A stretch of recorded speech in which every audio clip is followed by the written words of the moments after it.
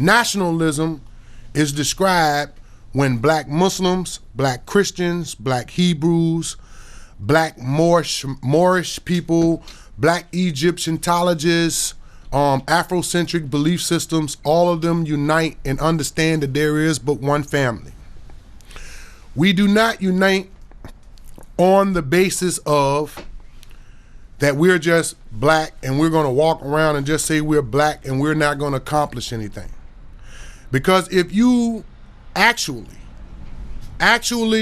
study the origins of your belief system, whether you believe that you're the black Christians and that trace back to Ethiopia, Abyssinia, or the Coptics, if you believe that you are a black Egyptian, that trace back to Nile Valley civilizations, if you believe that you're a Cushite or you're a Nubian, if you believe that you are the descendant of Ishmael, the first son of Abraham, or if you believe that you are in the bloodline between Isaac and that you are a Hebrew Israelite, now comes the time to unite the groups.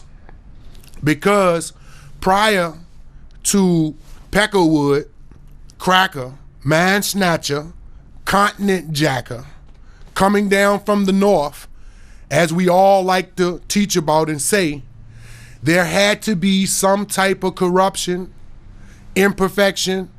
There had to be some type of misguidance or corruption in leadership in order for us to be distracted, when that we could never ever conceive of an enemy circling around Africa in ships and then singling out various different rival groups and taking them down one by one. You understand? When the European powers attacked Egypt, what do you think that the ancient Israelites did? They sat back, turned their head, and watched. When the European powers, what you call Esau or Edom, when they latched on to the ancient Hebrew Israelites, what do you think that the people of the Yoruba system did? What do you think people of the Moorish Empire did? So the man from the north was able to use our differences and then single out us and select us one by one and take us out one by one. So we actually can say that the European powers gave us a challenge that if we had learned from it, it would upgrade our defense systems. And one of the greatest defense systems that we could ever latch on to is unity. It's seeing the greater family emerging out of many families. Out of many families should come one family. Because the enemy from the north, it was France, it was Germany, it was Russia, it was England, it was Newfoundland, it was Switzerland, it was all of these companies, and they were corporations. They were groups of different nationalities from the north who united and accepted one agenda. That is to go around the world and set up outposts. That's why we have an invasion of what we call now today Australia. We had an invasion of what we now call South America. We had an invasion of what we now call Africa. We had an invasion of what we now call East Asia, Asia, all the epicenters of where people of color dwell. The Europeans, those particular Europeans who were united in orders, the New World Order, the Illuminati, and various different systems like this, they came as a united force, may have presented themselves in many different facets, France, Germany, but it was a united goal to set up a new world order, to rape, rob, and pillage a global people. We are a global people, and we should see ourselves as global people. Because we did not see ourselves as a global people, there was an enemy who came in with an agenda, and he was organized. What he found is that he found a brilliant people, a creative people, and a people who had some sort of understanding of things. But one thing they did not comprehend is that their bickering, their arguing, and their disunity would one day pose a great distraction.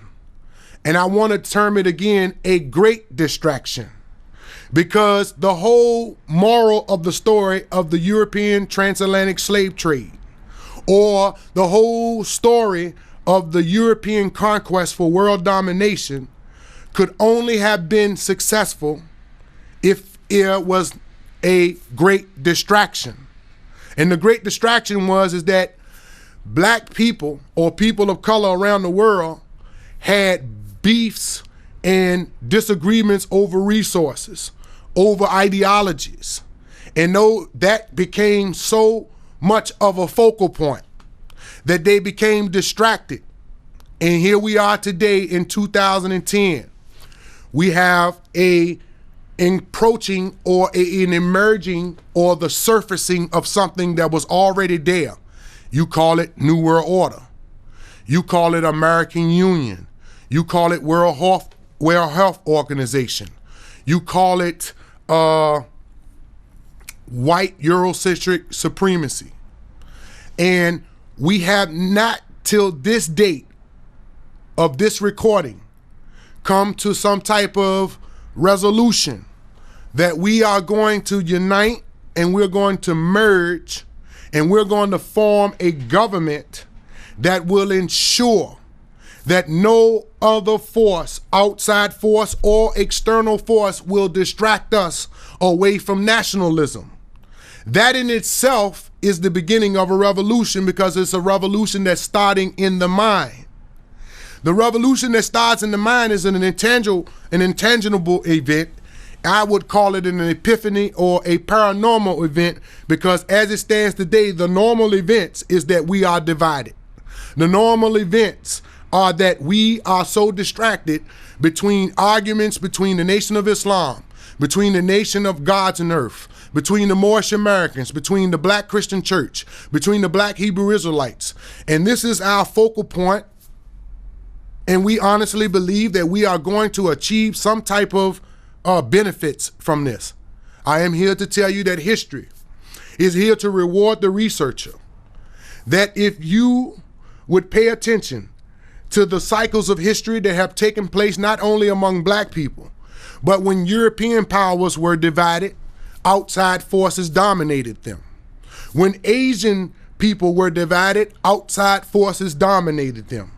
When they were divided, I don't care what people around the globe, the people that you see who are successful today, the nations that you see who are successful today, and the nations that you see who are in a position to defend themselves, they are united in solidarity. They are united in a common ancestry or a common family that makes them do away with the differences, that makes them do away with the distraction, and I call it again the great distraction. The great distraction is that I can't seem to unite with somebody who looks like me, who believes something different than me, so long as that belief system does not lead to the conformity of an outside power that wants to seek to dominate the mental resources, the physical resources, and the economic resources of our people. I say black power, I say assalamu alaikum, I say shalom, I say Islam, I say Rastafari, I say any salutation to my people, regardless to your belief system, so long as they are not criminal, so long as they are not degenerate, immoral, and that they are not outside of the norms of what we know that is a black family, a black nation, and a black state. Let us unite. Let us understand that revolution is against the things that are in your own life also. Because remember, the Armageddon is in the valley of Jehoshaphat. And Jehoshaphat means decisions, and decisions take place in your mind. So understand that you can go with inside your own self just like I must do, because I am not perfect and I must go inside of my life and change things that I don't like about myself. Revolution begins within, and it will change things without. Black power, freedom or death, freedom or life.